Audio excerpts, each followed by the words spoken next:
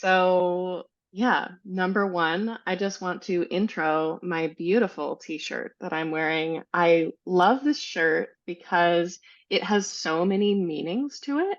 So, it says we're all gonna die, and it it has a heart, and inside the heart is the earth.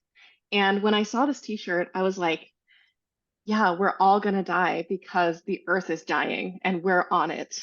And then I was like, oh, but also, we are all gonna die. We are, no matter if the earth is dying or not. And how are we gonna live our days?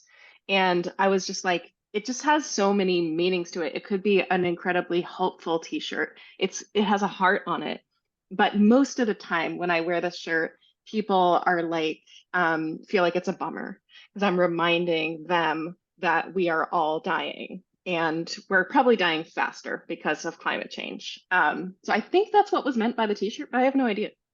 I think it's like a memento mori thing, right? Because like they underlined all. So it's like Yeah, we're all in this shitty, mortal life, mortal coil together, right? So let's put aside our dumb. So that's how I always think of it. Is if you think of like the finality and universality of death, then stupid things like, fights over this or that patch of land become a little more trite.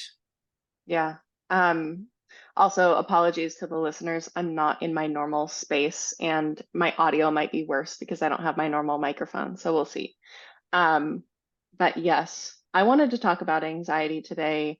It's funny, the way that I choose our episodes is I just look at what you're talking about for the week, and then I'm like, what feels interesting to talk about Right. from what he seems to be interested in this week. And this week you're like, my life is stressful. And I was like, perfect. Let's talk about anxiety. So, I suffer from a lot of anxiety. I know that you do as well. And we both spend a lot of time on our phones. I don't know if that makes the anxiety worse. I don't know if it's a good distraction technique.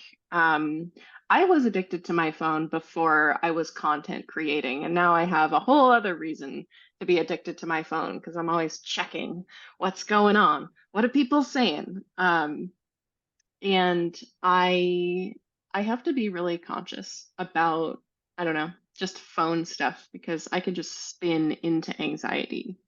um, it probably would be helpful to sort of try to define anxiety. I try to do that at the beginning of our sort of Oh no, I episode have to think about it. topics.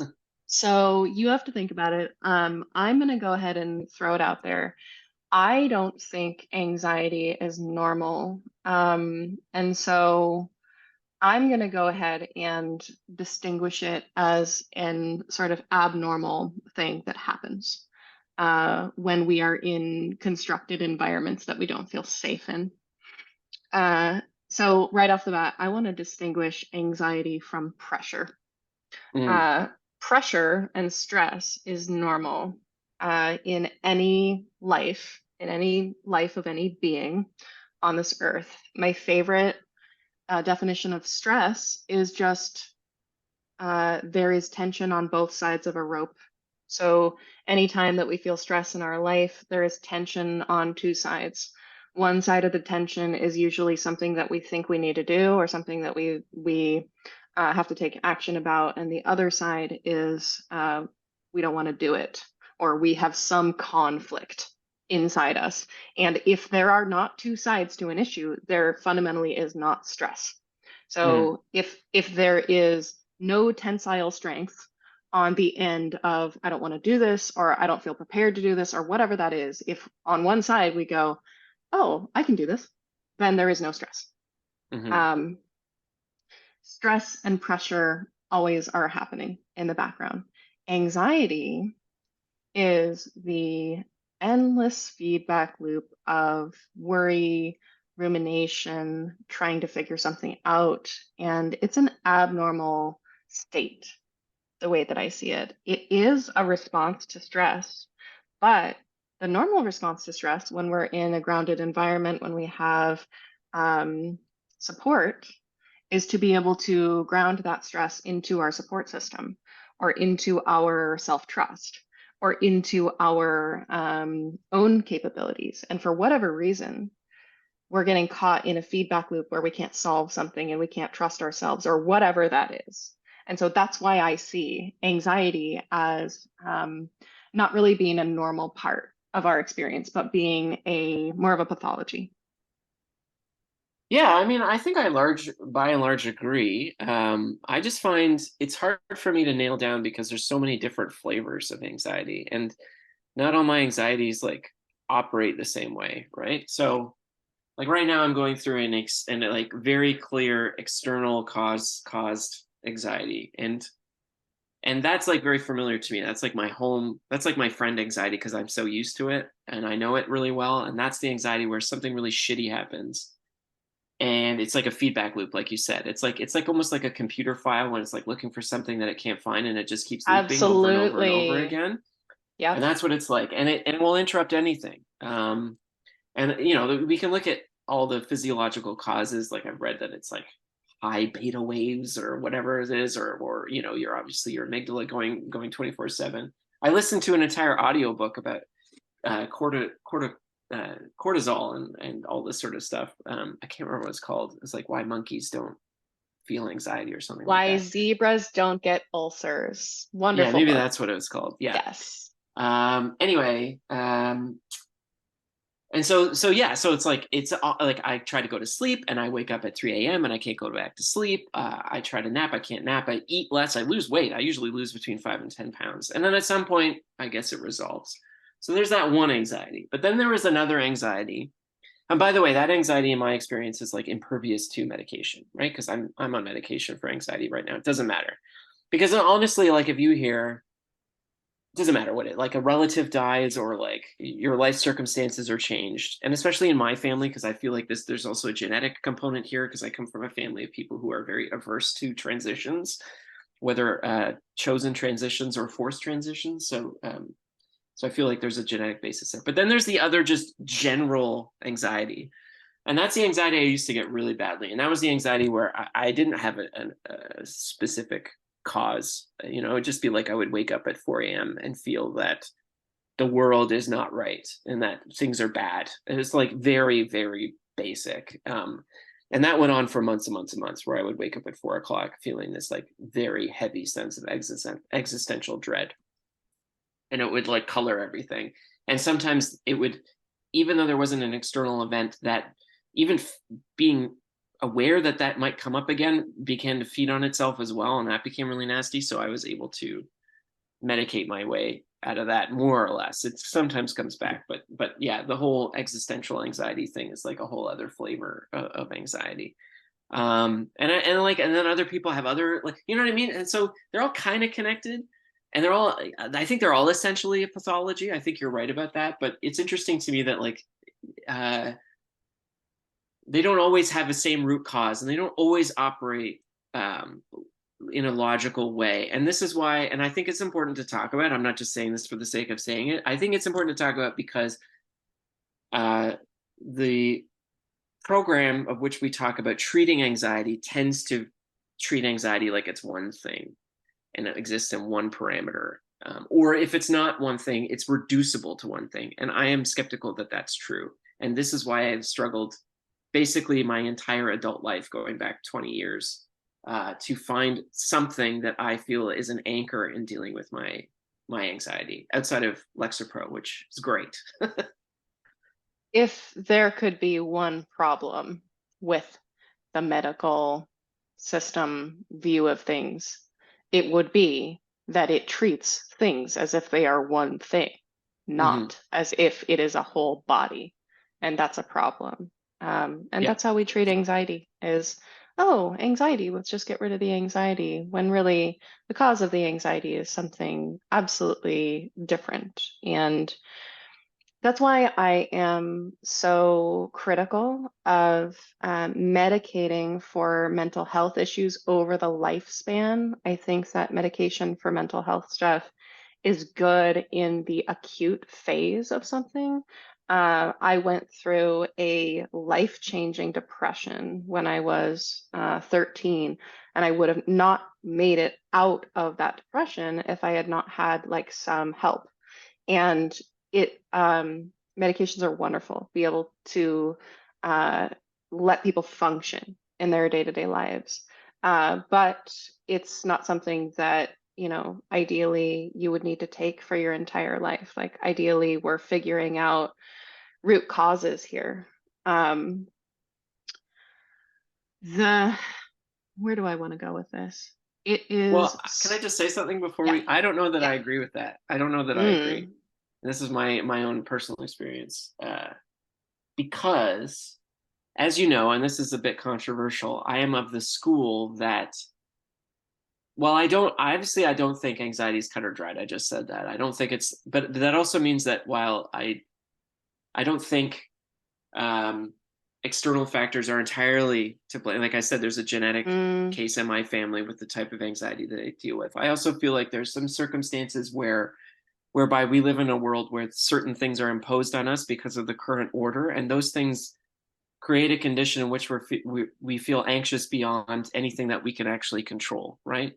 And so, and I don't take a ton. Like I only take like 5 milligrams a day or whatever. I'm not taking a ton, but I'm not ever gonna, like, unless something in my life drastically changes or I have some sort of spiritual perspective on it, which is more than possible, I'm not going to stop taking it, and I'm not going to feel bad about it because um, after years of going through things like meditation practice and mindfulness practice and talk therapy, CBT, ACT, trauma, parts work, whatever thing there is, you name it, I've thought about it and tried it. Giving up news, tried that. Giving up my phone, tried that. It just, your body will find something. And so in those circumstances, I feel like whether or not it's like the world we live in or whether or not it's a genetic thing, I feel like I'm not going to apologize, nor am I going to feel any spiritually less as of a person because I've decided that I will take this medication as long as I can personally do it, yeah.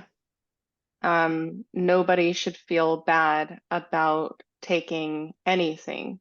And I go very far on that. I don't think anybody should feel bad about taking anything in order to function in their life. Um, I also hold sort of the belief system in my own life that all of these things are healable. And so maybe that's the difference between us, where you're like, I carry something that I have no experience with healing, and Yeah, maybe that's what it is. I don't believe that it can be healed. And I will tell you, I have not healed my anxiety either. And I don't know that I will ever heal it, but I'm damn sure going to try. And I'm damn sure not going to medicate it. So maybe I will suffer more because I don't. But I'm like, we're going to figure this out. No, I mean, I hate, I'm not going to play the older man card. That's like really gross. I'm not going to do that. But I did used to, like, I did think this way for a long time. And I did go through that Hmm. route of like, and I have to say, this is why, and I've mentioned him so many times, I'm embarrassed. I start to feel like my dad, where I was like, he mentions the same writers over and over again. But this is why when I read David Smale, who's this British psychologist that nobody knows about except maybe like Mark Fisher or whatever, when I read him, I felt super emotionally engaged, like to the point of almost being in tears because it was Mm, the first time, it was like finally reading someone who got it, who was like, hey, you live in a very complex, socially interconnected world, of which so much is beyond your control.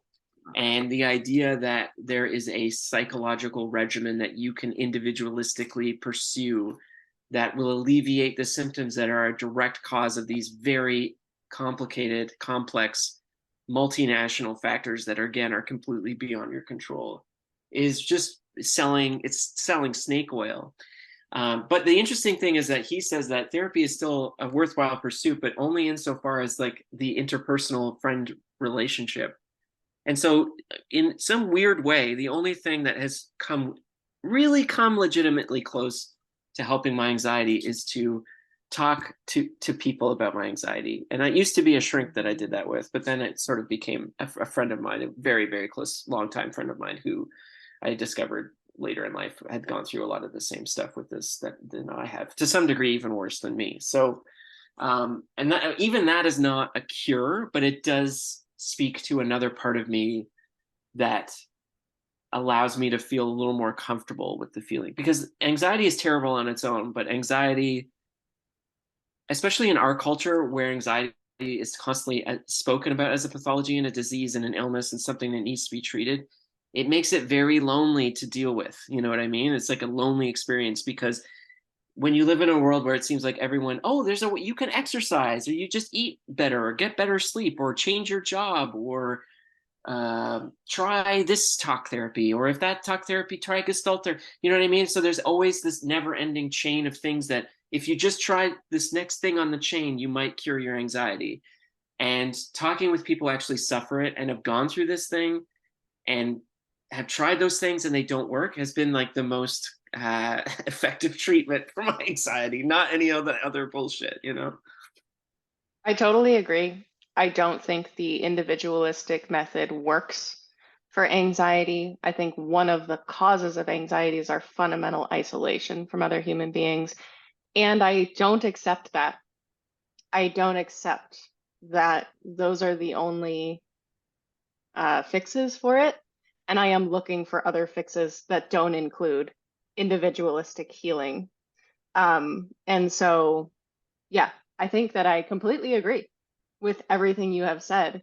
It's just I'm going further than that, like I'm looking for what's going to help it. Yeah. Um, and part of that is like I have no anchors in my life. I can like ruin my life in many different ways. I can move wherever I want. I can like do weird stuff with money that you can't do because you have a family to take care of. Um, and isn't that the thing in life is like we make commitments and we make long-term structures in our life that we have to maintain sometimes at the expense of our personal well-being. Yeah. And that's just kind of the game. I will Yeah. let you know when I figure out um, how to help my anxiety. I do think it's important to just talk about anxiety on the somatic level too. So, one of the most like helpful ways of seeing anxiety for me was that it is literally just it exists on sort of this. Um, I'm going to go ahead and call it axis. So, if you want to think of like a quadrant. So like when you used to do like plotting graphs in math class, the x-axis or the x-axis and the y-axis. So the y-axis is aroused or not aroused. So aroused or hypoaroused. And then the middle of the axis would be not or like even keeled.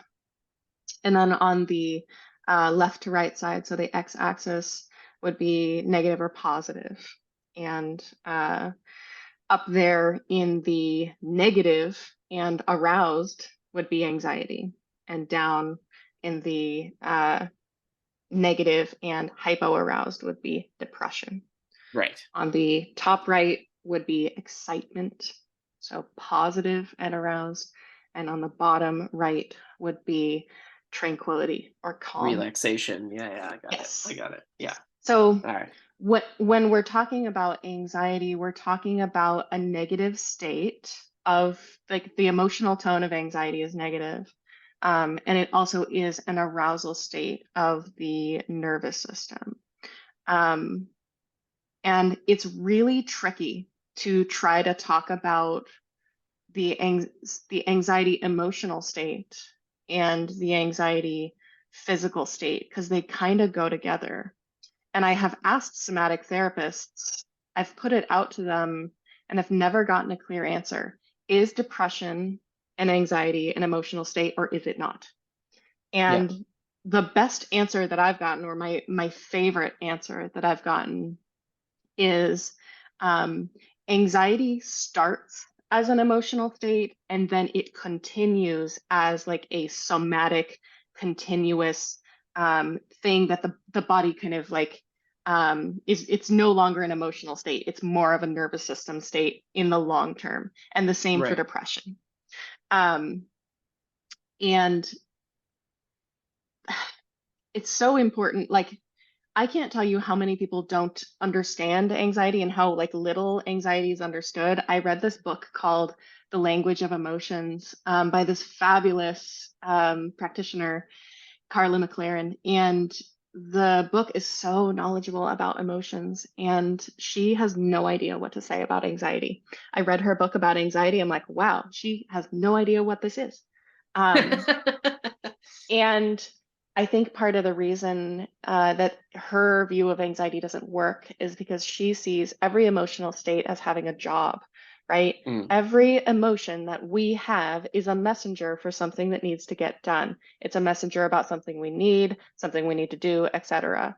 Um, you could say that the emotional tone of anxiety is fear, right? Fear has an actual job. Fear is doing something in our lives, where anxiety is not. yeah. Anxiety is a feedback loop. It's a computer program that's just running and running and running. It doesn't have a job. Um, Depression is similar to that. So like we could talk about sadness, we could talk about grief, we could talk about like pause, right? The need within sadness is to make you slow down and pay attention to the thing that you need to grieve or you need to pay attention to. Depression has the similar like looping characteristic to it, where it's like, this feels kind of useless, right? And so because of that convoluted thing that I just said, um, I don't deal with anxiety as an emotional state so much. Maybe when it first comes up, it's fear, but it's fear that needs to be felt. And anytime that I'm working with someone one-on-one who has a lot of anxiety, I see it as an emotion that needs to be felt, because it is fundamentally trying to solve something. And I'm like, is that our job to solve this? Like, Well, that's the thing, right? Like, it would be hard for me. Like, I don't even know if I could draw a roadmap for my current anxiety to like what, what my I'm trying to solve, solve for. Like, I guess in some sense, it's like security and stability, but those are such, ephemeral concepts. And and it's not like there's ever a state, even when I'm not feeling particularly anxious, where I could say like I feel like secure. You know what I mean? So that's really interesting. And what I find interesting though about your sort of, you don't know what emotion is sort of the trigger for. You mentioned it could be fear, but it's sort of to me like the corollary is like kind of what talk therapists say, because they say a very similar thing. It's like they'll say anxiety is sparked by a thought, right, as opposed to an emotion. They'll say you'll have some apocalyptic chain of thought about like, my boss hates me, I'm going to get fired, I'm going to run out of money, I'm going to go bankrupt, blah, blah, blah. And then the somatic response develops, and it's like a runaway train at that point. It doesn't matter what you think, you could have the line. And again, I'm not saying that's an accurate model, but I'm saying that's like a very interesting similar idea that like anxiety isn't sui generis, that there's something that causes it and then it's out of control. You know what I mean? Um, I don't think that anxiety always has a cause. And you're really trying to speak to the amorphous, transient nature of anxiety in this episode so far. And like, I want to really nail that on the head. I believe that a lot of my anxiety has been given to me literally by my mother. mm, Um, my mom grew up in a traumatic household. Things were thrown at her. She was beaten. Um, Terrible. I was inside that womb. When my mom was pregnant with me, it was a very stressful time for her. She had no support. mm. She was young. And I literally just feel that way. I feel like there's always something going on that I have no control over. The bottom's always going to fall out. There is always a baseline of, well, clearly I'm not okay. What is it that's doing that? And I've spent my entire life trying to fix that. I've chased it mostly in money, because that's what our culture wants to tell us, like mainly makes us okay, Hmm. money. Yeah. Um, but I was born into this feeling of like, we are not safe, never are. So Yeah. I understand that transient anxiety too. And I think, like you said early on, the brain tries to grab onto whatever it can. And I think it's twofold. It's trying to grab onto whatever it can to try to fix the situation. If I can just find an external cause, then I can find safety for myself. But the cause is inside, right? There is no external cause in that situation.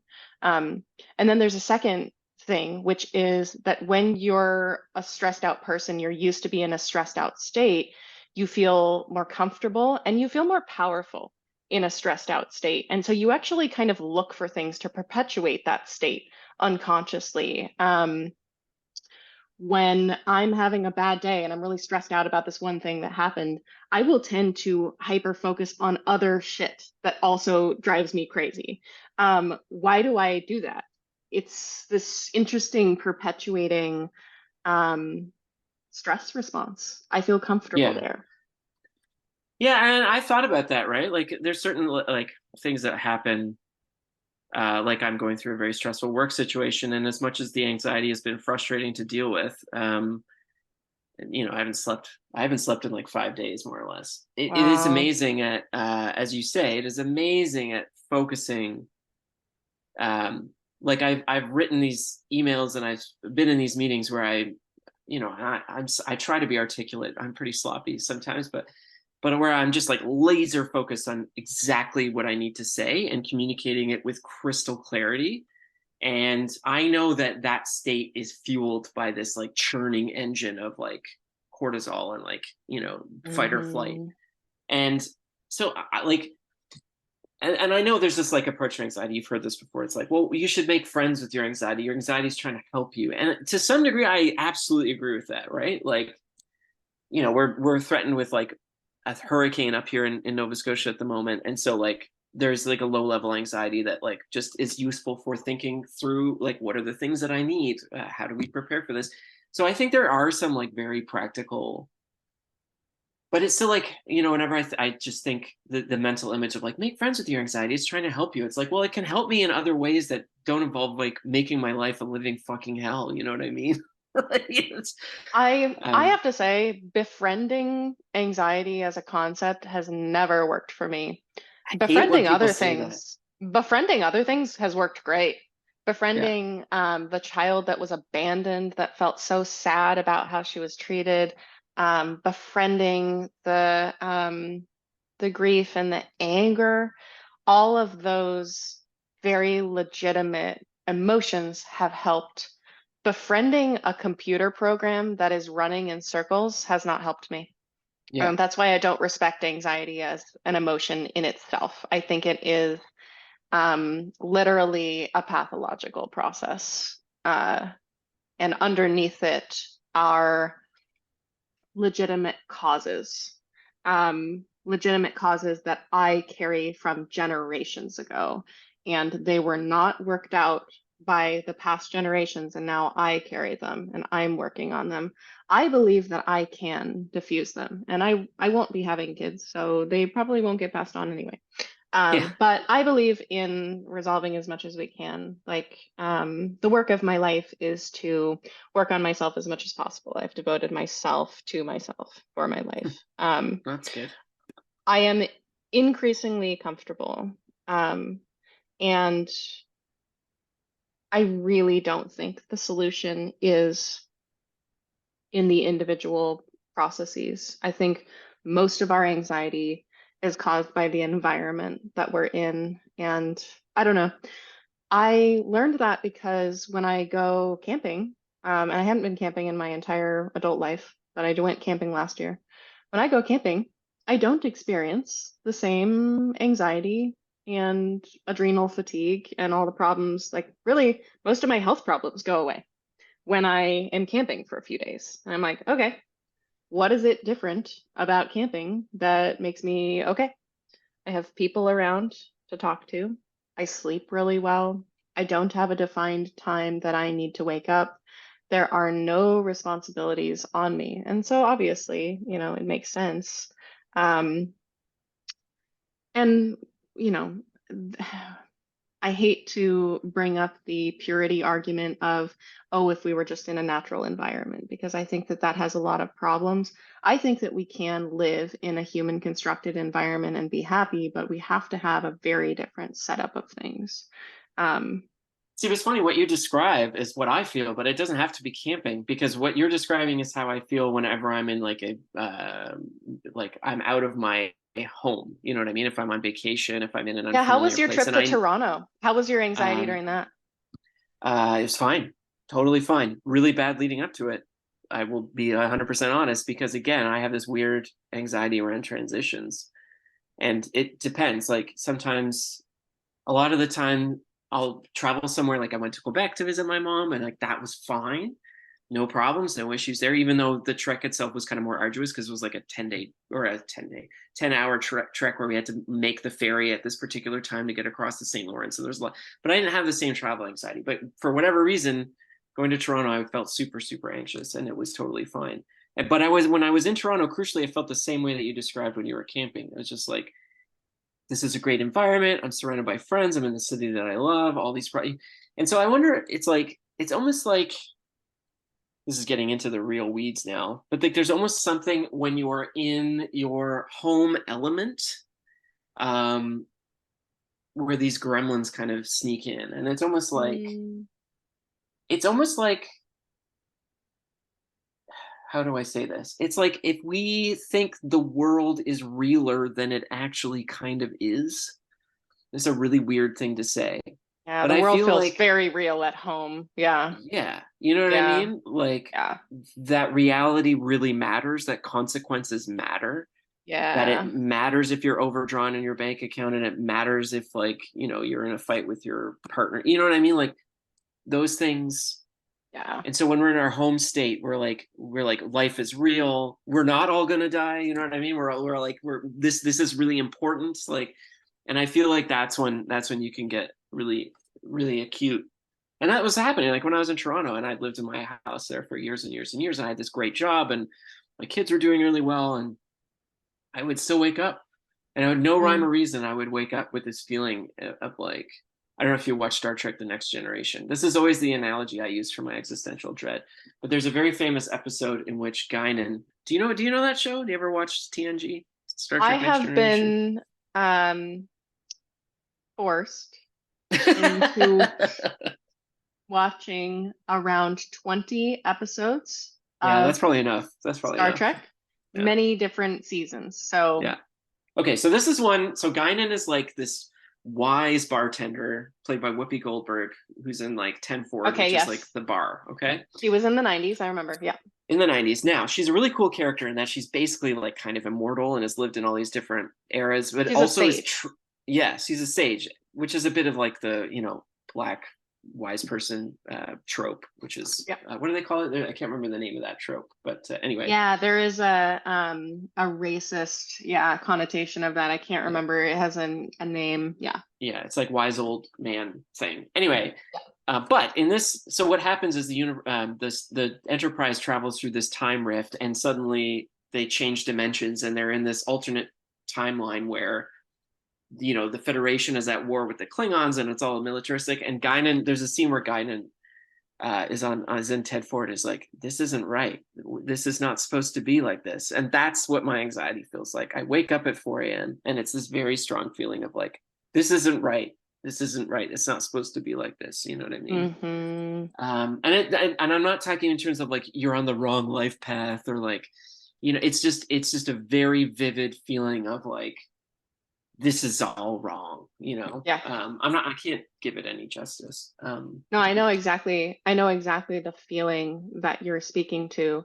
I Yeah, love that, yeah, like life is realer at yeah, home. It's more solid, it's more serious, there's more consequences.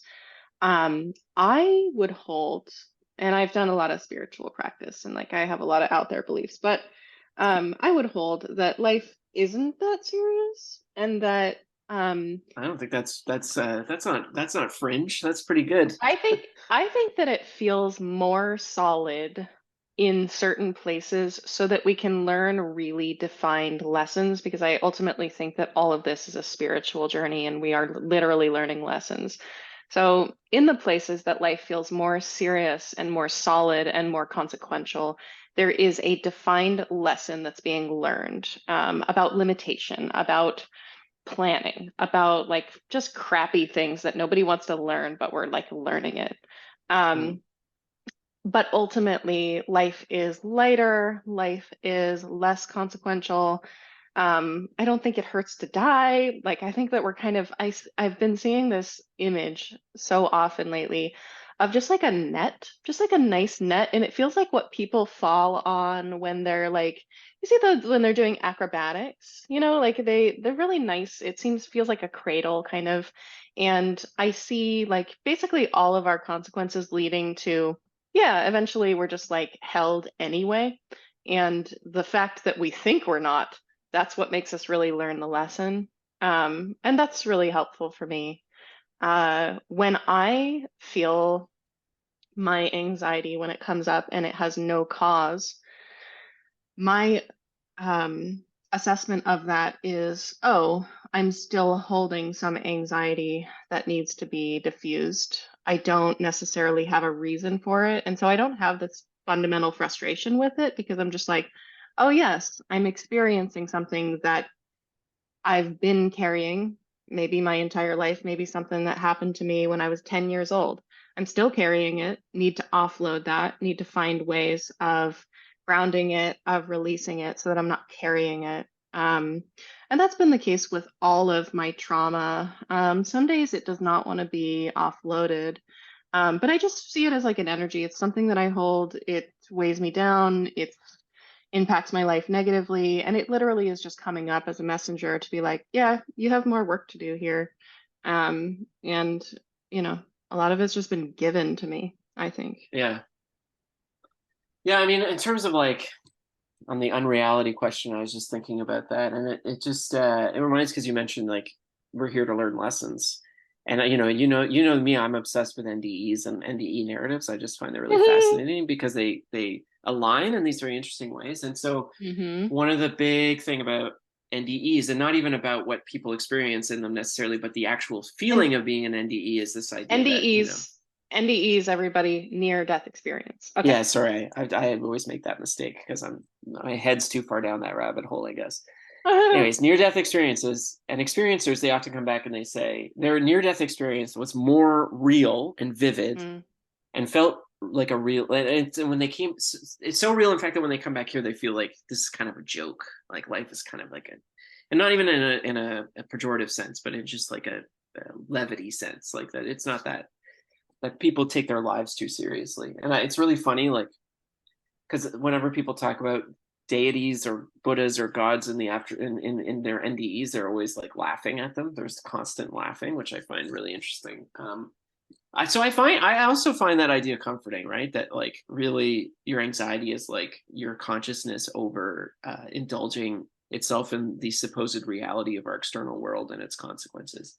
But to me, that's just an abstract thought, right? It's a comforting one, but it doesn't like, and maybe this is what I want to talk about a bit is like part of the things that I'm most comforted with are methods to deal with an anxiety that are just like you can't, you know what I mean? And that's not the same thing as befriending it, but just like to be like, this is it. This is the shit that you are gonna eat hmm while you're on planet Earth, and that's what it is. Like mm, we haven't talked about well, we haven't even talked about Buddhism or anything yet, which we could because we were talking about reality and believing in the illusion, and that's a bit what Buddhism tries to strive against. But one thing I find really interesting is the Stoic take on anxiety. And I know I get really nervous when I talk about Stoicism because people suddenly think about Jim Bros and like Tim Ferriss and like startup companies yes. and all this aggressive macho individualist shit.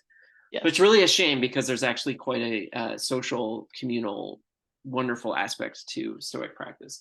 And also, like the problem with modern Stoicism is that people treat Stoic writers a bit like biblical writers, like that Mm, we can't deviate from their holy scripture, as opposed to like read mm, interesting ideas into them and then augment them based on our current understanding. But there was mm-hmm. I think his name was Steve Wasserman or some writer that I was reading about, and his interpretation of this very famous thing called the Stoic fork. So if you don't know the Stoic fork, the Stoics had this like this sort of way to deal with anxiety in life and most of their emotions. And then they just said, is this thing in my control or not? And essentially, if it's not in your control, so like getting fired from your job, losing money, your friends hating you, your reputation, all this stuff, your health, if it's not in your control, then it's not your problem. You should sort of consider it nothing to you. Now, the problem with that obviously is like, well, you can say that to yourself, but it doesn't mean anything in the face of actually having cancer or actually losing a loved one or actually getting fired. So Wasserman's thing is like, he sort of looks at the Stoic fork and he's like, well, instead, you should add a few other things to the things that you can control. And ultimately, you cannot control the way that you feel about circumstances. And you can't really control what you think either.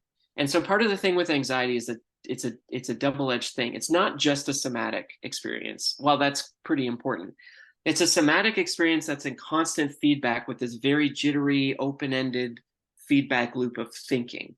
And they're not always cohesive thoughts, right? There's not always thoughts that if you ask me at that moment what I'm thinking about, I could tell you. But there is thinking going on, and it's like strategizing. It's like, I'm going to do this tomorrow. I'm going to try to solve this question. I got to reach out to this person. I've got to, you know what I mean? Like, and it's like solution, solution, solution, solution. And it's like you almost want to tell your brain, I know what the solution is. You don't have to scream it at me 400 times, but that's just what it is. And so if you sort of approach the Stoic fork being like, you know what, you have anxiety, you're fucked, but it's also not in your control. So it's nothing. So the only thing that you can control in this context is your actual actions. And I have to say, well, that has not cured my anxiety, and I would not recommend anyone to follow that as a panacea for their issues. It is very healthy to think about, and what it does is it makes me actually feel better, because if I think objectively, like like I said, I'm dealing with this shit the past week. If I think objectively about the actions that I have actually taken in light of this event, and I just evaluate my worth and value based on that alone, I feel pretty good. You know what I mean? I don't feel good in my body. I don't feel good Mm-hmm. mentally because that's a shitty thing, but I feel good in that the sense that my actions are aligned with my values, which is a classic Stoic idea. So while I'm not a hardcore Stoic, and I would not recommend anyone to sort of dive into Epictetus and think they're going to find the cure there, I do have a lot of sympathy with that approach. And there's similar ideas in that to things like ACT therapy, acceptance and Mm-hmm. commitment therapy, for example. So anyway. Yeah, people always tell me when I share with them deeply about my life, acceptance and commitment therapy would be good for you. I've never looked into it. Um, It's great. I have I, several ACT therapy books. They're good. oh yeah, Yeah. I have so much to say about what you just said, and I don't know if I'm going to remember it all. So, I have had limited success in just dealing with my anxiety conceptually, and um, I have done better. It's worked better for me to give up on the thoughts of anxiety. As soon as I identify that anxiety is happening, I tend to go, I will not engage you in thought. I will only engage you somatically. So, Mm. I have this really helpful image that I developed after reading Untethered Soul of all books. And it's a book about mindfulness. And I've read every other book about mindfulness. And I'm like, well, this is the last one. So I read it. I've never identified with it much. And what I got out of that book is this visual exercise that I do. And it's like I see the thoughts and I make a wall out of the thoughts and I just like see them like all around me, but they're a straight line, a wall. And I just Mm. step on the other side of the thoughts. And the thoughts are there, and then I am here, and they are right there. Um, I actively don't energize any thoughts if they are happening around anxiety. The problem that I have with that is I have a hard time responding to pressure. So, um, Eckhart Tolle talks about like you do I not was going to say, need.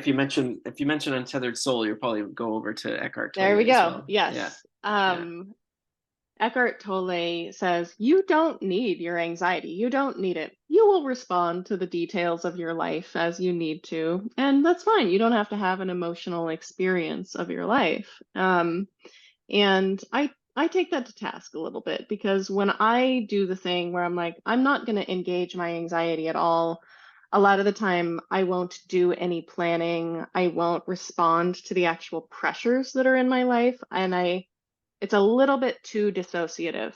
It's I not agree. quite integrated. Yeah. And I think overall, Eckhart Tolle's work is very dissociative. And I've heard basically somatic critiques of those from spiritual people. But anyway, No, I it is, really agree. I really agree. I was just going to yeah. say, like, because, I mentioned earlier about my anxiety propelling me to take actions that I probably wouldn't have otherwise taken had I not been feeling those feelings. And to me, when I read people like Tolle or Singer or anyone else on that matter, where they're just like, or even a lot of, and the thing is, like, we could pick on Tolle, but this is also kind of like mainstream Buddhist thinking a lot of the time. It's like your thoughts are an illusion, they're bubbles on a leaf, it doesn't matter. But the thing is that anytime I have sort of tried to envision that mentally, there's a part of me that's like, no, you know what I mean? Like if you just I'm really glad that you mentioned dissociation because it does feel dissociative because it's like Hmm. it's supposed to be comforting because like they're just thoughts. They can't hurt you. They're not real. But it's like, but all we are kind of as human beings is thoughts. You know what I mean? So this idea that you can completely dismiss like coherent thought as this like illusory, non-existent thing that you can ignore and live comfortably in your body with like nothing going on up here. Like I'm sure maybe you could get to that point with like years and years and years of Zen meditation, but like to me that's like such a reductionist abstract idea and it's also like naive because to me like even sometimes delineating the difference between a somatic and thought response is not always simple, you know what I mean? So yeah, so for the exact reason and practical reason you talk about, there's like part of me that's like if I try to do this where I just look at my thoughts as thoughts and ignore them, shit is going to happen in my life that's going to be bad for me and it's just going to cause more problems, you know what I mean? Yeah. And that's not to say that my thinking about things solves things, but my thinking about things 100% allows me to plan and take actions that are beneficial for my life, full stop. Yes. And that is a very useful aspect of stress. I, again, am going to reiterate that I don't think anxiety is necessary. Stress, very necessary. We Mm-hmm. respond to stress. When we end up in a feedback loop, we're in anxiety and it's not useful. So I guess I just described why I have not dedicated myself to the path of the monk. And I've Mm. started to see the path of the monk as like, oh, that's a certain type of person that wants to spend uh, time with a very specific aspect of life that is not being in the shit. Um, and people like you and I, it's not that we don't identify with a spiritual experience or we're less spiritual, it's that we've decided to be in the emotional shit, where we're like, Yeah. okay, how do we drop ourselves into an actual life, into an actual emotional situation, and figure out how to deal with it? And that's way more interesting to me. And so I'm like, yeah, I'll never be a nun, I'll never be a Buddhist monk because it's not really my life path to want to go sit on the mountain alone. I don't find that as challenging or interesting, and I understand why people do it. Yeah. But I find it way more interesting to be like, we're doing these relationships, and like, there's betrayal, and like, there's a lot of stuff going on, and like, there's anxiety, and like, how do we make money? And like, that's very exciting. Well, the, Um, the, the irony of what you're saying is, and I actually know a few monks, both in the Christian and Buddhist traditions, and like it's always really funny to me because they say all the time, it's like, well, you think people in monasteries aren't fucked up and like feeling anxiety and like feeling all those same interpersonal issues and lack of like stability that you feel on the outside? Like mm, that is not true. And so I think people have this naive idea of what spiritual practice means when you're actually in a spiritual community and they think it's like a mm, panacea like oh it'll be great it's like living in the Garden of Eden and like lo and behold like going to a cloistered environment does not actually you don't leave your humanity at the door. And that Um, comes back to the to what you were speaking to earlier, which is like kind of no matter where you go, something's going to end up being home and it's going to end mm, up feeling really real and really there's going to be like some limitations there to deal with. Maybe that's why I move so often, so that home doesn't feel as solid very often. yeah, I never hate a place more than a place that I've lived for 5 years straight. Um, and yeah, I need to remove that solidity and that realness and that seriousness yeah. often. I just Are want to go you back and looking at say, your phone? oh, sorry, go ahead. Are you Well, I just worried about wanted, something? Okay. no, no, no. I just wanted to say Okay. very quickly. The other thing I wanted to say about, I didn't want to knock spiritual practice and people in cloistered communities because I actually think what happens is this paradoxical thing. Because I've also spoken to people come out the other side and they'll say, you know what, that experience didn't teach me anything at all. I didn't Hmm. change. You know what I mean? But it's actually they're actually better off so that you know what I mean. It's hard to describe, but I just had this. I had there was this I took this East Asian religions class in university, and the professor brought in a friend of hers who was this Zen monk and had lived on a Zen monastery for 2 years, and he said yeah, nothing happened, you know. But in part of that, that was part of the whole. I think that's part of the whole thing is you come to this 360 realization that there is no cloister community, there is no spiritual practice, there is no refuge, you know. As Ibn famously said, there's no abode, you know, there's nowhere to go. And I think this is why I'm attracted to religions that espouse this, like Shin Buddhism. And the whole thing about Shin Hmm. Buddhism, which I've talked about before on my TikTok, is basically like it's these Buddhists who are like, we're never going to achieve enlightenment while we're here on Earth, so you just give up. And the idea is you just say the name of this magical Buddha named Amida Buddha, and if you say his name, you'll resurrect in the Pure Land, and like when you die, and then you can get enlightenment over there. Now that sounds very literal, and a lot of Shin Buddhists and Pure Land Buddhists in general take it literally. But the in a spiritual sense, it's kind of like shrugging and saying, I Hmm. can't do it. It's Yeah. impossible. And the whole point is that you rest in that sense of impossibility. And that impossibility itself is like your succor and comfort, even though it's like contradictorily not a refuge at all, you know. Anyway, sorry, that was long-winded and an aside, and you were going to say something interesting, but I just wanted to mention that. Yeah, I don't remember what I was gonna say. Sorry. Um, that's okay. I think it's no accident that we are talking about anxiety today, and we've ended up in a very abstract place because anxiety is very abstract. Anxiety is itself not grounded. And that's where I've ended up with my interaction with anxiety today is I always try to bring it to the earth. I always try to go lay by a tree. I always try to put my feet in the water. I always try to hug somebody, be near people that make me feel safe because ultimately anxiety is just telling me, you are not going to be okay. You better fix it. And then I go lay by a tree and I go, actually, I am okay. And there may be a detail that I need to address, but it is not all my responsibility to fix everything.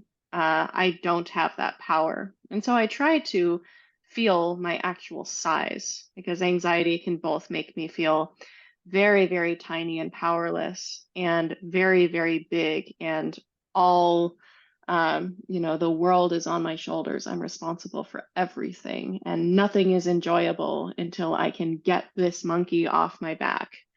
And what I learned when I started my business was that I was never going to get that monkey on my off my back because there was always going to be another person that needed something from me, another thing that I needed to fix. And I'm like, this is a nightmare. I can never get away from this. And so there's a lot in me that has just come to a certain level of acceptance with a baseline anxiety and learning how to contend with that and have a relationship with it on a day-to-day basis. It doesn't mean that we're friends, and it doesn't mean that I view it as a necessary process either. But it is still a part of my life. It's something that I interact with and contend with. And the more that I run away from it, the bigger that it gets. And that's the truth about every pain that I've ever experienced. Hmm. It always gets bigger the more that I run away from it. And so I do my best not to run from it today. But I do try to share it with the earth, with the people around me. I try to put it into something if I can and not just shoulder it all myself. Yeah, I think that's really important. I mean, that comes back to what I said about the one feeling of huge relief is like talking to friends of mine who also suffer anxiety. But it's not just that. It's like I think maybe we could help if we lived in a world where we didn't constantly focus on solving anxiety or like ways to help your anxiety, where we actually just talked about the general shittiness and reality and never ending aspect or recursive aspect of anxiety, and that it's okay. I And feel that like you feeling that way is okay, you know? I feel like if we ever co-author a book, our book will be about how like life just, it just generally sucks. We have to accept it. Like there are so many things that we've talked about that like orbit that, including our lost health episode. Who knows if we will ever release it? I have the audio, but Oh man. just about like, man, just, you can eat donuts. I'm in my 40s. I'm okay. You're probably going to be okay. It's okay. Like you don't have to be a personal trainer. I mean, there And is there something to that, right? In the sense that you can the again, I agree. Anxiety is not normal. It's a pathology. 100% in agreement. But that pathologizing, leads to this like sense of like, well, I gotta fix it. And so you're just thinking of your life is like inputs. And if you put in the wrong inputs, you get bad outputs. So it's like, gotta stop reading the news, gotta cut down on my phone usage, gotta go on runs, gotta walk, gotta eat right, gotta sleep better. And then it's just like, and then your anxiety ramps up because hmm and it's really interesting is like what I find really funny about the model of anxiety, especially in CBT circles, is so weird and alien to my own experience because the classic cognitive behavioral therapy approach to anxiety is your thoughts are making you anxious. So you're thinking things like, I'm going to get fired. It's always the same thing. So I guess the same cliches. Whereas my thoughts are like, you got to call this guy. You got to talk to this person. You got to make sure you buy groceries. You got to, you know what I mean? hmm It's like that. It's not catastrophizing. It's like, it's the things, it's inputs. It's like, you get the right inputs and then life will be okay. There's another thing Yeah. that you mentioned too that I wanted to touch on, which was interesting because I think it's something I think about often is that sometimes I wonder if like really anxious people are expressing a kind of narcissism in the Hmm. sense that, and I'm pointing the gun here at myself, in a long way because as you say, you want to feel small, right? You don't want to feel bigger than your britches, and anxiety does that because it makes your problems feel like they are catastrophic global problems. And even when I discuss my current work situation objectively, and again, this is a very stoic take, but if you look at it objectively, it's not a big deal. It's not the end of the world, so as they say. But like in my mind, it's like the universe is out to punish me, like right as I'm trying to get my shit together, I'm hmm being thrown these obstacles, like, and so there is a very sort of egoic shadow ego aspect to feeling anxious. This is not victim blaming. It's just I think there's an interesting component of that. If you can shrink yourself and feel humble in your space, then you realize that your problems are not these enormous, insurmountable mountains. Well, that's why community is so helpful to anxiety Mm, because it decenters the self and it yeah. reminds you. I think one of the number one reasons that I still go to Narcotics Anonymous meetings is so that I can hear other people having bigger problems than me. I share Mm. that all the time, and I don't know if it bothers people, but I'm just like, yeah, I need to hear that other people are having some problems and like that they don't deal with life very well either. That makes me feel really good. Because Mhm. when I go out there, I feel like everybody's doing better than me. Everybody's got a nicer car than me. Everybody's like making it happen. And I just don't get it. And I've felt like that my entire life. The thing about the bigness or smallness, that happens with pain too. There is a line in a book. I can't remember what book it was, but it was like when we have hit our thumb with a hammer, it feels like our thumb is the only thing in the world right then. Yeah. Anxiety does that. But Yeah. like I said earlier, it drives me crazy because with pain, you can go, I'm focusing on the thumb, I'm focusing on the thumb, and to some degree, it will lessen. With anxiety, the more that you focus on it, the more that it grows. And Yeah. you can't not focus on it. You can't dissociate from it. So it's like, how do I have a relationship with this thing? It has so many analogs to pain. And I wonder if it would be helpful for us to look at it like pain. It's really Also, interesting you say that. Really interesting. And I'll go tell ahead. you why Okay, in a say it. second. Okay, Say it. so earlier I was thinking about, all right, taking medication for anxiety, and often I have to say, and this is a real physical experience for me. It is very much like when you have a terrible migraine and you take a couple of Advil, and it doesn't get rid of the migraine, but it's like kind of puts cotton Yeah. around it, like it. And that's exactly what Lexapro does for my anxiety. Whereas like the anxiety doesn't go away, and it gets worse sometimes and less than others. But the anxiety that I felt before taking it, and I was doing all the same things. There wasn't any other major lifestyle changes. But the difference was that like the anxiety I felt before was like so acute and so oppressive and so intolerable. It was like the same feeling of being in severe pain. And so I think the pain analogy is actually a very good one. And I also say this, and this is maybe a bit heavy to admit. I'm not someone who suffers depression, but I am someone who ideates quite a bit when I'm feeling severe anxiety. And part of that to me is the analogous to the person who's in such severe pain that they want to like get out of it any way that they can. And I think that's something that I've struggled with when I talk about my anxiety, because no one talks about the idea of self-harm in relation to anxiety. It's all about depression, and that's like a big Hmm. deal. But like there is actually, I've read studies and there is literature that like the threat and acute threat of self-harm in a situation of anxiety can sometimes be worse in anxiety than it is in depression. Wow. And we don't talk about that at all.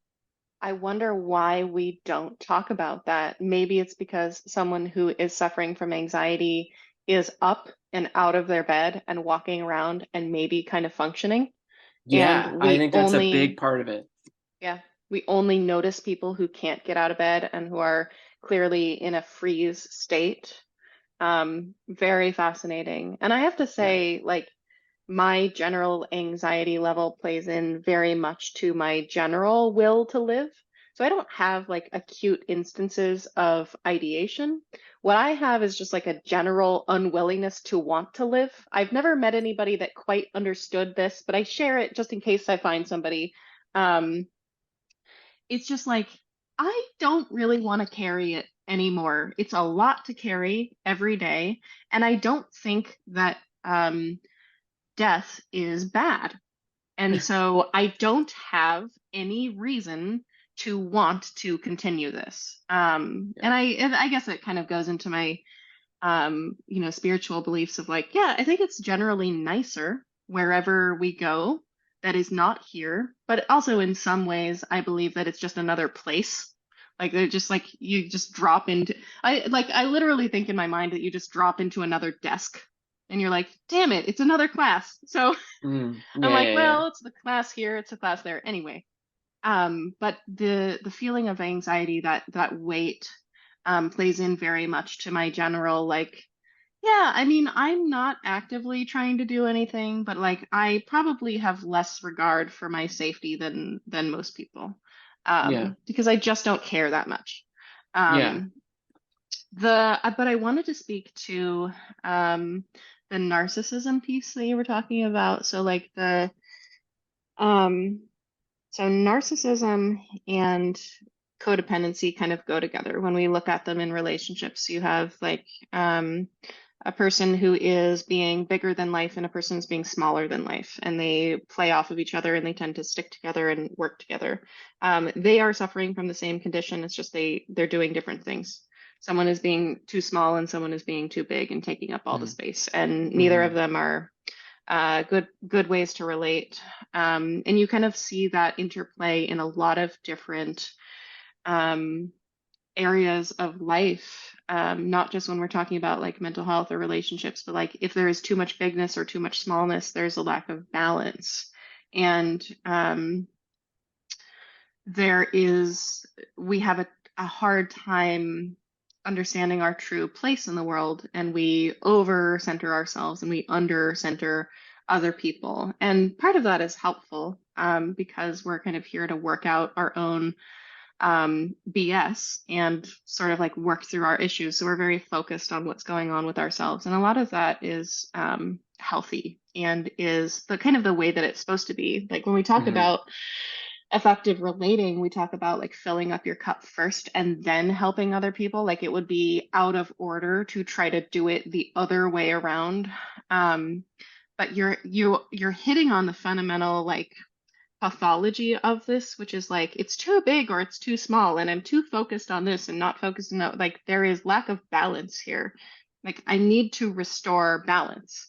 And that's coming Hmm. back to grounding for me. Like it's coming back to community. I feel like if I can just get around someone who's not anxious and get a little bit of it on me, it's healing for me. I don't know if you feel that way. No, see, it's funny with me. I want to be around someone else who's anxious, and then we can trade notes. Interesting. And then I feel good because then we can commiserate and say, because again, it feels like a secret thing. Like I know that we live in this supposed culture of like, Belle, let's talk, let's be open about our mental issues, our mental health issues. And maybe this is a male female thing, whatever, but like I just find again, there's just this culture of problem solving with relation to feelings of anxiety, and there's not enough. I don't know what it is. Maybe it's like the idea we need to project strength, or I don't know, but like there's just not enough like there's not enough frank discussion and sharing of like this is just shitty, this sucks, and there's no way to get out of it. Kind of you're kind of fucked, and it's just like this is it kind of thing. And I just find it's just much easier for me to just talk through my shit with someone who's not gonna like be like, oh, did you try going for a run, or did you try Hmm. Wellbutrin with your, Lexapro or whatever. Just like willing to be like this is I've done this, and then we can like I can discuss like analogies, like you were talking about being feeling big and small. What's really interesting is like I think the ideation for me comes from the fact it feels claustrophobic because the Mm. anxiety I feel shrinks my world so much Hmm. and sucks everything in. And it's like I'm in this tiny little box and I would like literally do anything to get out of this fucking box. You know what I mean? And like that's what it is. Um uh and sometimes I guess if I can talk with someone who is not gonna like who's gonna be on my wavelength of like that just that general feeling of like we're probably never gonna beat this, like Yeah. it makes me feel good. It makes me feel good because it just is a bit like when you get a coworker at a job where everyone's projecting this corporate persona and you get a coworker that you can have a one-on-one meeting with and you'd be like Yes. They're like, this company sucks. this is fucking Yes. dumb or this guy's full of shit, like Yeah. and to me it's like I feel like I need less really nice ladies and nutritionists on TikTok being like feeling anxious, well you or you should read The Body Keeps the Score, and like we've done it all, man. It's like it feels like George Costanza trying to deal with his baldness. It's like he's tried everything. It's like there's nothing else he hasn't tried. Like it How do just you, it's yeah. you shared two opposite like sentiments there that I just want to point out, and I just want to like get your perspective on them, which is you're speaking to this like it feels like it's closing in on me, and I just want to get rid of it, right? And Mm-hmm. then you speak to like what I actually like to do with anxiety is to like believe that I cannot get out of it, that there is no fixing it. So like, how do Mm-hmm. you square those two things? Because it sounds like opposites. Well, so that's an interesting point because I think part of I think this is getting really into the weeds. I think part of the thing about anxiety is like what makes it bad is the desire to not be anxious. Hmm. But you might think, oh, well, the solution then is to accept your anxiety and to but it doesn't work that way. That's like telling someone who, like you said, has smashed their thumb open to just like ignore the pain, which I'm sure you can do I'm sure there's a sensible approach to doing that, but you're still going to feel the pain in your thumb. And so Hmm. it's this paradox. It's really strange. You're absolutely right. It's totally paradoxical. And part of what makes the anxiety bad is the desire to not want to be anxious and that it just will not go away. And that's also bad. But Maybe, then the idea that I'll accept it and we'll stop feeling so bad, that's peddled by all these other people. You cannot make your brain think that way. Maybe it's that you feel that way about your anxiety, you feel so closed in by it, and you personally would like to escape it in that moment, and it's really helpful for you for someone else to walk into your box, to open up the door and be in there in the box with you and say, "Hey, we're okay in here. Like we Or don't need to get out of this." or just say I'm in the same box, buddy. It's like, it's like Yeah. I just watched The Great Escape, and they put these two prisoners in these like isolation prison rooms, and they're still, it's like that voice that you can't identify. It's like that's what it is. That's what prevents you from going crazy. So Hmm. um That's what friendship feels like to me. Like, I don't know. That's why I want to get near somebody else and share what my problem is because they can, even if they're not anxious themselves, they can just go like, wow, that sounds like a big problem, and I'm so sorry you're going through that. And in a way, that's my way of getting them into the box with me. And like, yeah, I don't know about you, whenever I'm going through a problem, if I could have somebody else to go through the problem with, like where it's also their problem, I don't feel that bad about it. Even if it's just one other person, 100%. I feel like super prepared to deal with that problem because it's like, hey, it's you and me. We're gonna figure it out. Like you've got some skills, I've got some skills, I've got your back. I'll be awake when you're not awake to deal with the emails or whatever it is. And that's what community feels like to me. More, but it's Yeah, more and than two people. yeah, exactly. And what I was going to say is it's interesting you say that because, like, and again, coming back, this is like David Smale's whole thing about psychology. Is like what matters isn't like whether or not they're a Freudian, Jungian, CBT talk. There doesn't matter. What matters is that you are sitting across from the person and talking to them, and you're having that connection, and that's actually what really matters. Is like the that a good therapist will not be prescriptive, that they will figure out a way to get into that little box with you, but also like figure out its contours, figure out how it works, talk about like what the feeling of it is like, and not be like, well, if you follow XYZ, we'll get you out of here. You know what I mean? And Hmm. so, and I think what he says, he's a little, I mean, he's definitely defeatist about it, but I'm very sympathetic to his defeatism. He's kind of like, that's the only like that's the real only consolation of psychotherapy is the prospect that that someone will get into that state with you and you can have the one-on-one personal relationship talking through it, but like the actual method of the therapy itself is probably less clinically impactful than you think. Yeah, therapy classically does not work well for me, and I tend to give up on therapists all the time. And I think the reason is like, I'm like, this is a transactional relationship. I am paying you to be here. I do not feel like you are in the shit with me. And Yeah, so yeah, it's always had to be friends or people that are going through similar things. Like, yeah, we're really in this together, aren't we? And the only reason we're here is because we're both dealing with this issue. It's not because anybody's getting paid to be here. So, yeah, that's true. um, yeah, therapy has not worked very well for me, but we all respond to different things. But I would just bring it back to I don't think anyone's anxiety is solved or assuaged by dealing with it on their own. The people who do benefit from that stuff are people who have not had basic talk therapy, basic emotional regulation skills. What we're talking about is the day-to-day chronic anxiety that is handed to us by the structural situation that we live in, which is we have no control over our survival circumstances. Other people are making decisions about our well-being in other provinces and other states, in other countries, and they do not care about us. They're Yeah, not in our tribe. We have very limited control over this. And so you view it from that lens, that perspective, and you would go, of course, this living being would feel that way. Why yeah, would they not? To not feel that way would be the brain working incorrectly. yeah, 100%. So are we gonna are we gonna get someone high so that they can deal with that? That's the way that I look at it. And I don't accept that we have to live in this. And I won't accept the solutions that have been given to me. I haven't figured it out yet, but we were just talking about a whole bunch of stuff that makes it feel better. Yeah. Well, maybe it's worth it to end on a TikTok that I saw of Zizek, Slavoj Zizek, tearing Jordan Peterson a new one. But he said something where I thought was really insightful about He's talking about, because Jordan Peterson's like, well, you start with the individual and then worry about society later. And Mm. Zizek sort of counters like, why didn't you do both? Right. And that's why I think we need to talk about this, is that I think we've done too much work talking about the individual stuff, right? We know about this. There's a billion different therapies out there. There's a billion different platitudes about how to deal with anxiety. We know what those are, but I think we have not done enough.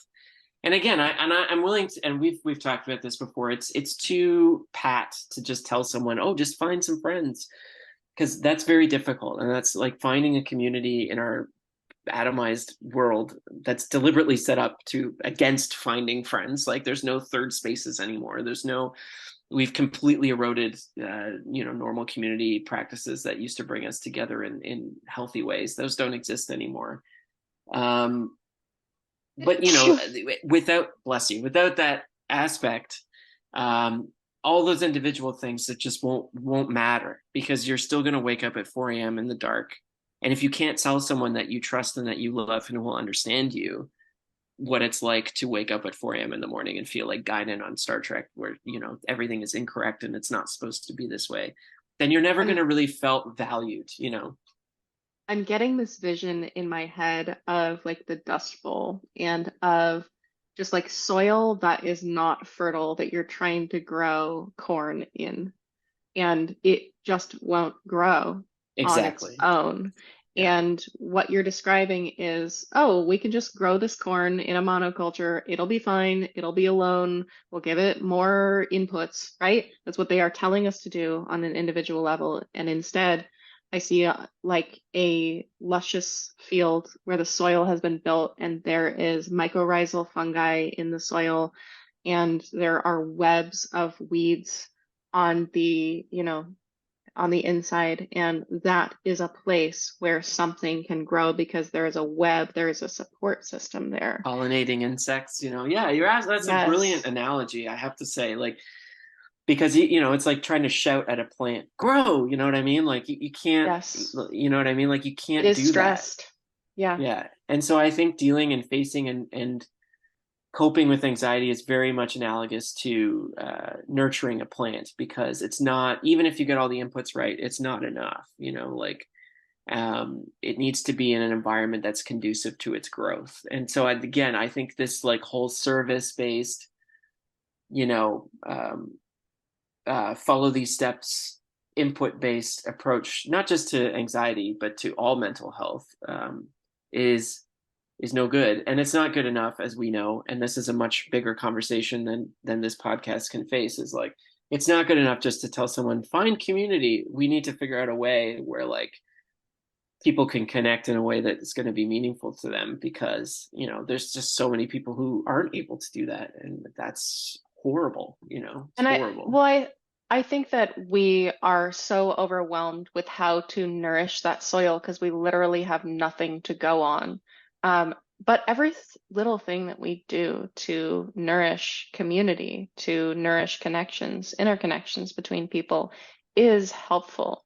I think ultimately the anxiety is a harbinger of something wrong.